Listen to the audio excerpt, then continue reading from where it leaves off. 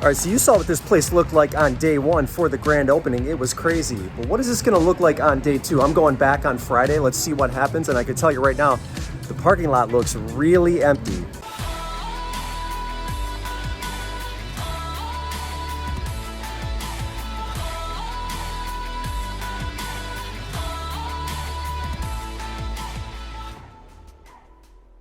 It's about 10 o'clock, so it's an hour after open. Gonna walk in here, we'll see what happens. I'm gonna have to do the voiceover if the music is on, so let's see what happens. All right, so I'm strolling in around 10 o'clock on day two. I'm noticing a couple of things. We'll talk about that here shortly, but I went to the case. There's a couple of things I'm looking at here. These games that are severely marked up. One of them is 30, I think I think Melee, the GameCube game, is marked 50. But it has a ton of scratches. But I'm looking at the case specifically and trying to see if anything sold from yesterday that was in there. This is the stuff they mark up, the bags, all that stuff. Everything's still sitting there. So interesting observation because it was crowded yesterday. Today looks like a different story. Hey, have you ever see these Breville tea makers and you're getting them for a good price? Grab them. They're charging $18 for this one, but I think the resale value on this pre-owned is $150 minimum. At least that's what I'm going to price it at, making all of the assumptions, of course, that the thing works properly, blah, blah, blah. But that was a super score to find on day two. Was hoping maybe this was a Sony Handycam. It's not, it's RCA. They want $10 for it. Really no value on that thing here. And I didn't bother to look up this Cobb, whatever this is, roaster. 25 bucks, I don't know. So at least right off the bat, I've got a little bit of a home run there with the tea maker, and now I can kind of glide through the rest of the store, which I can tell you started to thin out really quickly. So I don't know what's going on with that. Maybe the pricing had to do with something along those lines. Very boring item right here, a boat RV amp. What was the name on this one? Everstart, I think. 10 amp. If you look at the top, you can see $15. And if you look at the price on the bottom, it was marked 10. I noticed a lot of this, like 2 different stickers, and a lot of the stickers were priced over the original sticker. Like, let's say 6 on the original, but 12 on the new sticker. I don't know what's going on here.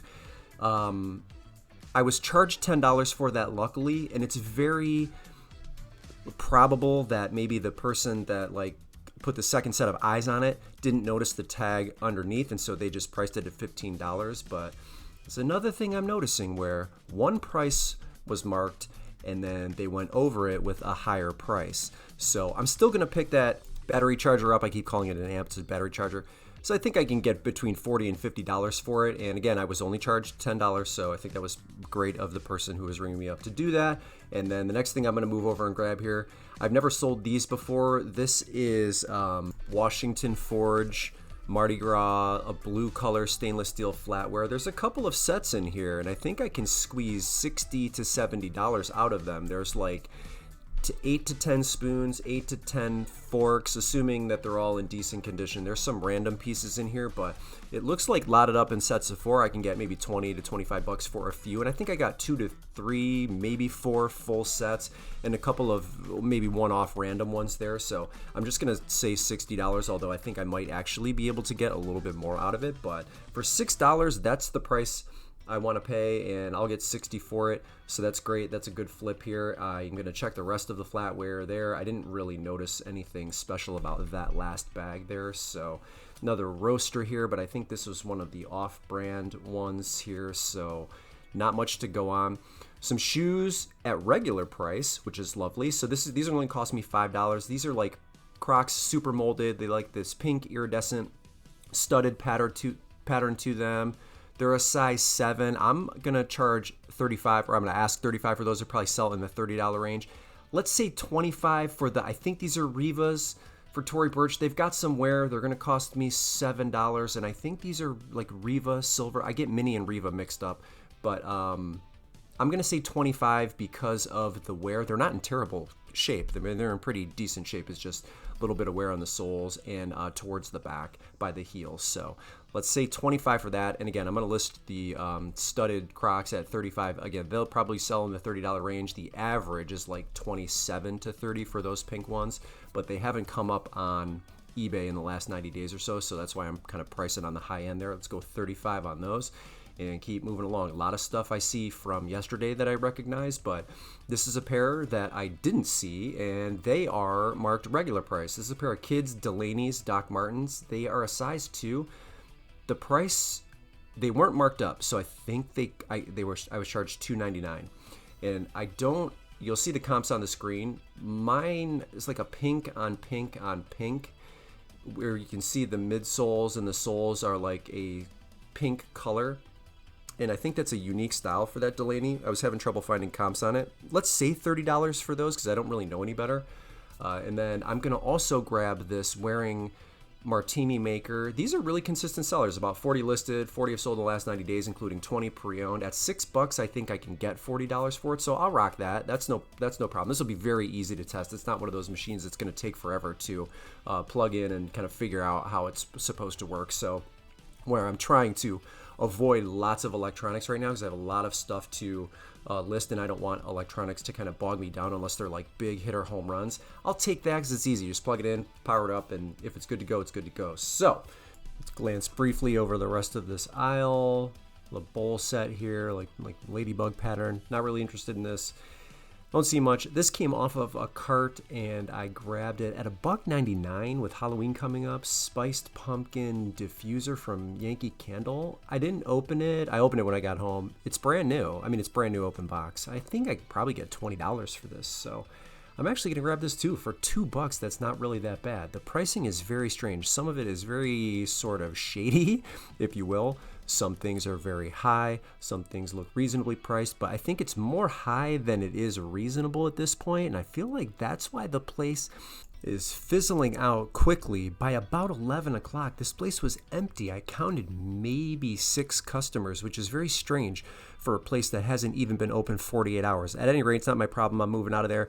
Let's go to Old Reliable here. This would have been a $100 club if it wasn't totally destroyed. Cobra L4V. Driver, but once I flip this over, there's a big crack right at the top, unfortunately, because this would have been a great club, and golf just continues to do well for me this summer. So busted there, can't really use it. It's too bad. In fact, this was a slow day at this location too. That just happens, kind of ebbs and flows. But I'm going to take a look at some plush here because I did grab a couple of very interesting ones that I want to show you here. This is not one of them.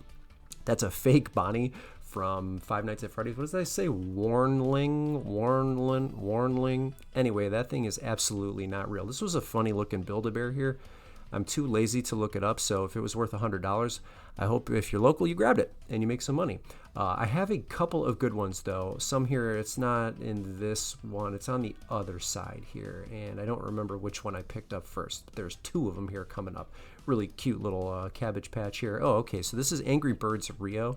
This little pink bird is actually it'll sell between $30 and $35 based on the sold comps. At $3, the price is very reasonable. Usually, sometimes they have little voice boxes or little sound boxes inside them. This one does not have that, so it doesn't naturally produce sound, so don't have to worry about if that works or not. But $30 without it, that's amazing. So for $3, I'll take that. And then this cupcake from Five Nights at Freddy's. This one is definitely authentic. So it's new with tags, but the tag has wear, right? So I'll probably list it pre-owned, but I'm looking at $50 to $60 for this one here, and they only want $4 for it. I will take that. Amazing price for that one, and it will flip for a pretty good amount of money. So if you don't know any better, look all of the Five Nights at Freddy's plush up. That's another fake one. So this was a weird mix of, these are not authentic, these ones clearly are, and I don't know how you figure out what the story is behind that. So the Bonnie and the 2 Freddy's were fake. The cupcake was definitely real, but between the cupcake and between the Angry Birds Rio, I mean, I have $80 minimum on just 2 plush. So Toad from Mario, we're playing a ton of Mario right now in our house. So I'm going to move on. I'm going to grab these Melissa jellies. I haven't looked up the style on these. I think I can probably, and I I almost want to say, I'm almost certain that these are kids. These are not like a women's size, like a size 4, 3, somewhere along. What does it say there? It says size 5. They look really small to be women's. Anyway, I think I can get $25 to $30 on those. And I don't remember what I was charged. Let's say $3 because I thought they were kids' shoes and not women's shoes. And that's it for that store. So let's head home. Right, we got some Lululemon to give away. Let's do what we do here. And thank you all once again for all of your comments and hanging out with me during this time. I think 9 plus 6 is 15, even though I'm typing in 16. How many comments did we get for this video? We've got 371. Awesome. And the winner of the Lululemon bundle is going to be, oops, I have it cut off. Mandy B. Mandy B. Pet peeve is people generally not thinking about others before they do absolutely anything.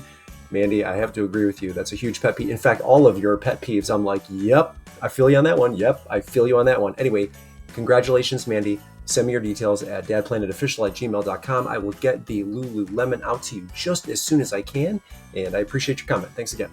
All right, kiddo, go ahead and pick the next one. Oh, it looks like the one. You can open it up.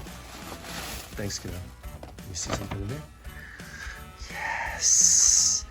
Okay, so not too long ago, I sourced a few of these from Walmart, right? They were $10, and I had mentioned that they were gonna go up in value, right? Because they didn't make a ton of them. I think the resale value for these right now is about $30. So we're keeping with the Five Nights at Freddy's theme for this video.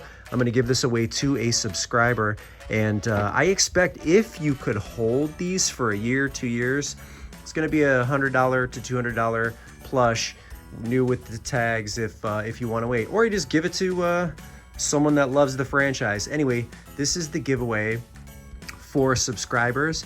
And then little Gwenny, I have something for you, and I want you to open that.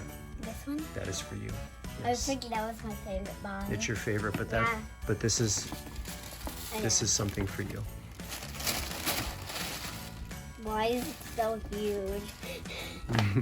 What do you have in there? It's very heavy. Yeah? Yeah. Do you love that? Yeah. Let's see what it's in. I don't know how exactly to open this. So Bolo alert, folks, for Furla bags. I've had this for a while, but we're going to see the Barbie movie, and I think the pink theme fits, so that's a gift for you, kiddo. How do you I don't know. We'll figure out how to open it in here in just a second. I spent $57 for all of those items in this video. I think my total listed value comes to just under $500, $470. So still a pretty good haul between both stores. And I really didn't do too bad in the first store, despite it being a complete ghost town and things moving very, very slow on day 2. So we're headed to go do the movie. Yes, I am wearing the shirt. What was your favorite toy growing up? Did you enjoy playing with Barbies?